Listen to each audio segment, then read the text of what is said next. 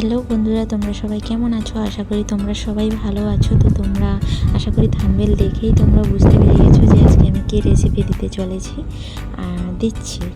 তো তোমরা দেখতেই পাচ্ছ যে আমি কোনো কষা ভাজা ঝামেলা ছাড়াই আমি চিকেনটা রান্না করব। খুবই সিম্পল উপায়, কিন্তু টেস্ট দারুণ হবে।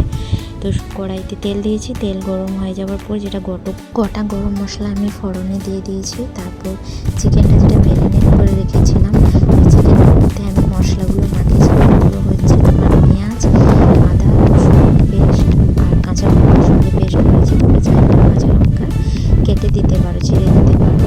আর হলুদ পরিমাণ মতো, লঙ্কা গুঁড়ো তোমরা যতটা ঝাল খাবে ততটাই দেখে দিতে পারো।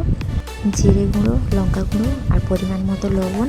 আর সর্ষের তেল, এই রান্নাটা একটু সর্ষের তেল দিলে ভালো হয়, ওই জন্য সর্ষের তেলটাই আমি দিয়েছি। তোমরাও চাইলে কিন্তু সর্ষের তেলটাই দেওয়ার চেষ্টা করো, ঠিক আছে?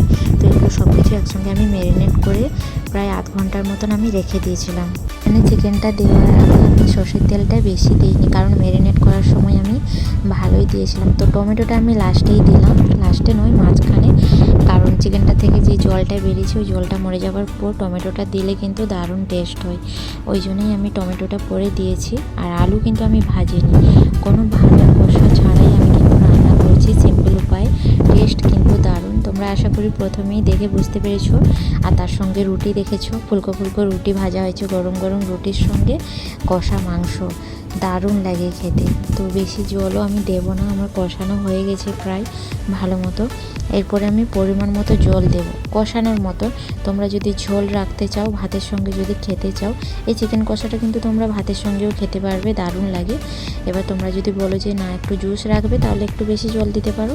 আমি জাস্ট অল্পই জল দিয়েছি, যে দেখো কষানো থেকে জল একদমই তেল ছেড়ে গেছে। তারপরে খুবই অল্প পরিমাণে আমি জল দিয়েছি, কারণ আমরা রুটির সঙ্গে খাবো জন্য।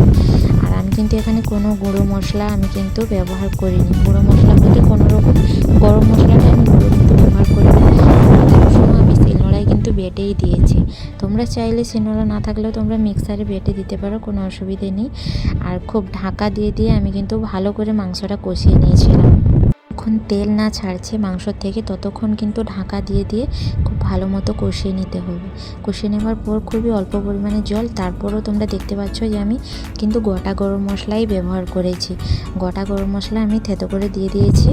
গ্যাসটা অফ করে তারপরে মশলাটা দিয়ে কিছুক্ষণ ঢেকে রাখবো, প্রায় 5 মিনিটের মতো মাংসটা ঢেকে রাখলে কিন্তু গন্ধটা দারুণ। এই যে দেখতেই পাচ্ছ তোমরা কালারটা, জাস্ট ওয়াও। তোমরা যদি এরকম আরও রান্না দেখতে চাও তাহলে কমেন্ট করো।